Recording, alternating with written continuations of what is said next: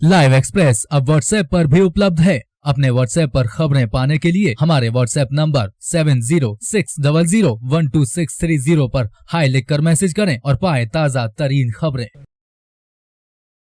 Live express अब YouTube पर भी उपलब्ध है। यूट्यूब पर लाइव एक्सप्रेस देखने के लिए हमारे यूट्यूब चैनल को सब्सक्राइब करें और टाइप करें liveexpress.tv और पाएं ताज़ा तरीन खबरें।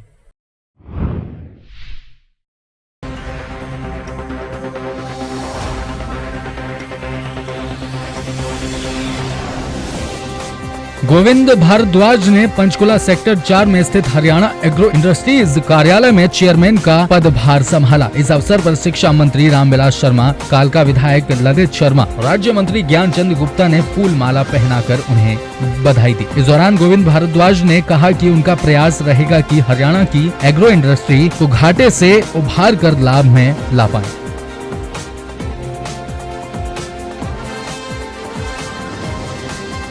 आज कार्यभार संभाला है आपने, क्या कहना चाहेंगे कि आगे काम करेंगे इस पे? देखिए, मैं माननीय मुख्यमंत्री जी, मेरे प्रदेश के अध्यक्ष, हमारे प्रदेश के प्रभारी डॉक्टर आनंद जी जैन और संगठन के सभी वरिष्ठ नेताओं और मेरे जिले के सभी चारों विधायकों सहित और यहाँ उपस्थित मेरे जो सीनियर साथी हैं, चोपड़ा जी, ज्ञान जी, लतिका जी, और जिनसे भी मेरा संपर्क रहा है, हमारे लोकतंत्र सेनानी संघ के पदाधिकारी भी यहाँ खड़े हैं। मैं उन सबका धन्यवाद करना चाहूँगा कि उन्होंने मुझ में विश्वास व्यक्त किया और मैं भी उनको ये विश्वास दिलाना चाहूँगा मीडिया के माध्यम से। मेरे जो साथी सहयोगी मेरे साथ हैं, जिनके साथ मैं काम करता हूँ, हमारे प्रदेश के प्रवक्ता सत्यव्रत शास्त्री जी, विजय सागवान जी, कंवर सिंह यादव जी, बड़े भाई ओम प्रकाश जी यादव जो वहाँ से विधायक है, मैं उन सबको ये विश्वास दिलाना चाहूँगा कि जो दायित्व और जो विश्वास माननीय मुख्यमंत्री जी ने मुझे सौंपा है, मुझ पर किया है, मैं उस पर पूरा उतरने का प्रयत्न करूँगा। भारद्वाज जी, 2.5 से 3 वर्ष का समय है सरकार का भी, अगले चुनाव का जो समय है, और पिछले तकरीबन 5 सालों से यदि देखें तो हरियाणा एग्रो कॉर्पोरेशन के अंदर कोई चेयरमैन भी नहीं रहा। अगर हरियाणा एग्रो कॉर्पोरेशन को देखे जाए तो कोई बहुत अच्छी अचीवमेंट भी नहीं है स्टेट के अंदर। क्या करेंगे इसके उत्थान के लिए? देखिए, मेरा प्रयत्न रहेगा, पहले मैं इस हरियाणा एग्रो इंडस्ट्रीज़ के सारे सेटअप को और सिस्टम को समझने का प्रयास करूँगा और इसमें जो कार्यरत सीनियर साथी हैं, मेरे एमडी भी बहुत अच्छे हैं, मेरी सेक्रेटरीज हैं, SCS, हमारे जो DGM वगैरह हैं, जो GM के लोग हैं, मैं उनके साथ बैठ कर के सबके सहयोग से, मैंने कल भी एक शब्द कहा था, confrontation to none and consultation to everyone. मैं सबके साथ सलाह लूँगा, किसी के साथ टकराव नहीं करूँगा और उन सबके सहयोग से मेरे प्रदेश के नेतृत्व माननीय कृषि मंत्री ओम प्रकाश जी धनखड़, सुभाष जी बराला, माननीय मुख्यमंत्री जी के निर्देशन में निश्चित रूप से मैं इसको आगे बढ़ाने में कामयाब होऊंगा।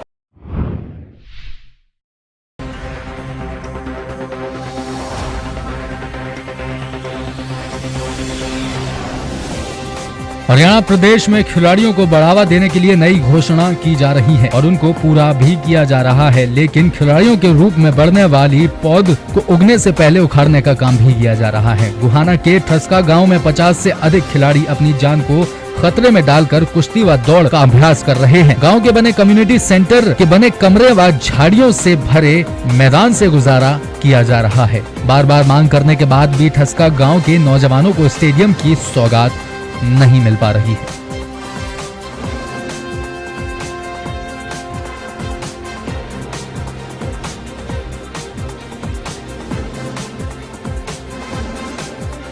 क्या नाम है आपका? मेरा नाम अमित कुमार है।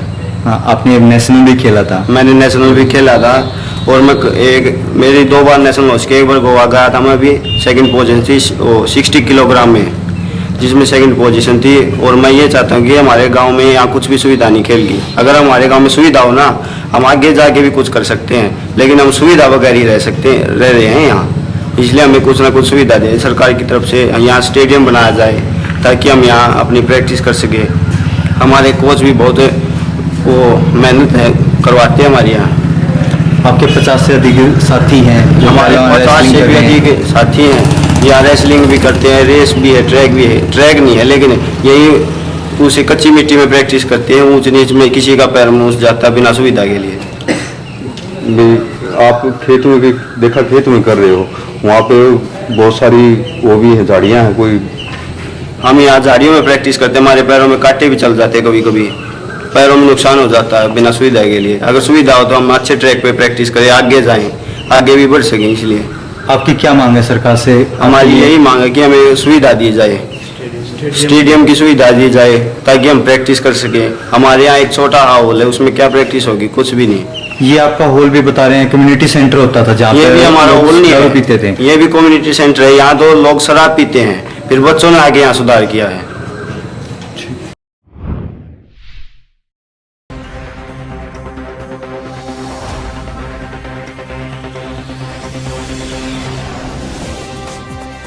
रियो ओलंपिक में भले ही योगेश्वर दत्त के हाथ खाली रहे हों, लेकिन अब किस्मत उन पर मेहरबान हुई है। 2012 लंदन ओलंपिक्स के कांस्य पदक विजेता को अब रजत पदक दिया जाएगा। इस खबर से योगेश्वर दत्त के परिजनों में खुशी की लहर है। रियो के बाद से ही योगेश्वर के परिजनों के चेहरे पर मायूसी थी, जो आज कुछ हद तक खुशी में तब्दील हुई।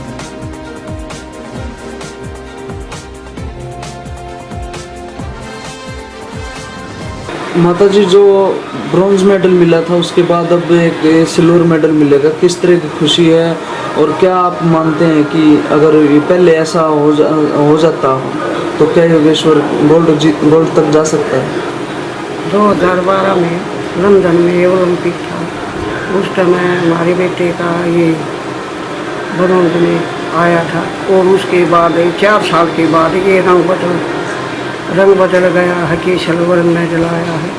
और जो यह ओलंपिक हुआ था उसमें मेरे बेटे ने का सामना देखना पड़ा, क्योंकि इसमें सारा देश हाथ लगा ही बैठा था। ये भाई भारत का लक था, लक ने साथ नहीं दिया कि मेरे बेटे ने हार मान ली।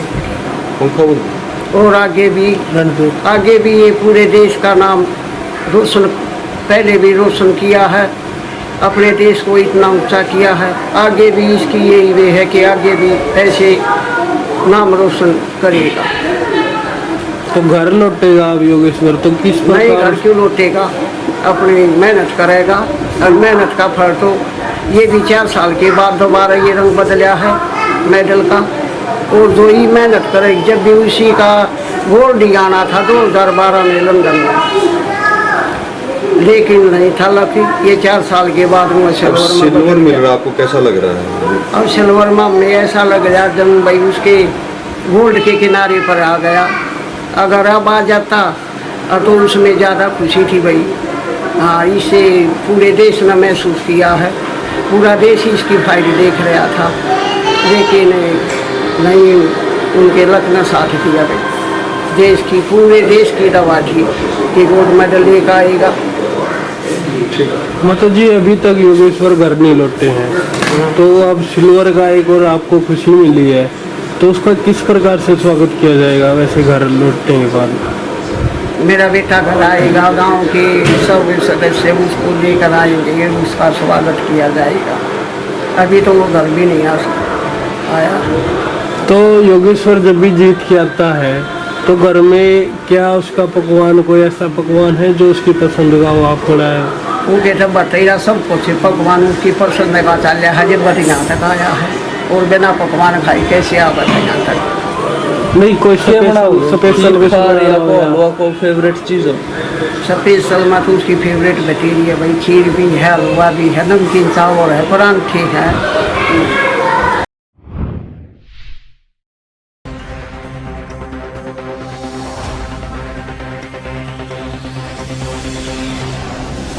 एफसीआई में बरसों से कार्यरत पक्के व कच्चे मजदूरों में आज काम को लेकर ठन गई है। रेलवे ट्रेन में अनाज की ढुलाई को लेकर पक्के मजदूरों ने ठेकेदार की अवैध ढुलाई करने वाली कच्ची लेबर का विरोध शुरू कर दिया है। सरकार की मजदूर विरोधी नीति के खिलाफ एफसीआई के पक्के मजदूर नेता हड़ताल पर बैठ गए हैं।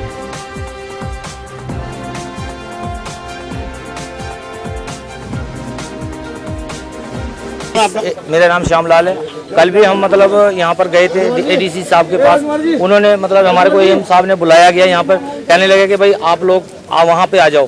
तो वहाँ पे हमारे एएम संदीप और एएम अमृतपाल सिंह जी और हमारे डीएम साहब जो करनाल हमारे एरिया मैनेजर, हाँ जी, तो वहाँ से बुला करके हमारे को कहा कि भाई आप लोग वहाँ पे कल से कंट्रैक्टर सिस्टम लागू होएगा और आप लोग वहाँ पे स्टेशन पे नहीं जाएंगे, कंट्रैक्टर सिस्टम जो का लागू होएगा। वहाँ पे आपको अगर एडीसी साहब ने मेरे को यही बात बोली है, और 5 आदमी जो हम अंदर एडीसी साहब के पास गए थे अंदर, तो उन्होंने मेरे को सीधा डंडे मार के तुम्हारे को स्टेशन से ही बाहर निकाल दे जाएगा और सीधा वहाँ से हट जाना। वहाँ ये जो लेबर लगी है वैध है या अवैध? ये वैध है, कोई इनका टेंडर भी कोई कुछ नहीं, ये अवैध है। ये लेबर जोनसी है, ठेकेदार का कोई टेंडर नहीं है, कोई कुछ नहीं है उसका।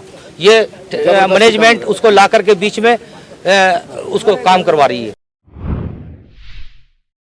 लाइव एक्सप्रेस अब व्हाट्सएप पर भी उपलब्ध है। अपने व्हाट्सएप पर खबरें पाने के लिए हमारे व्हाट्सएप नंबर 7060012630 पर हाई लिखकर मैसेज करें और पाएं ताज़ा तरीन खबरें। लाइव एक्सप्रेस अब यूट्यूब पर भी उपलब्ध है। यूट्यूब पर लाइव एक्सप्रेस देखने के लिए हमारे यूट्यूब चैनल को सब्सक्राइब करें और टाइप करें liveexpress.tv और पाएं ताज़ा तरीन खबरें।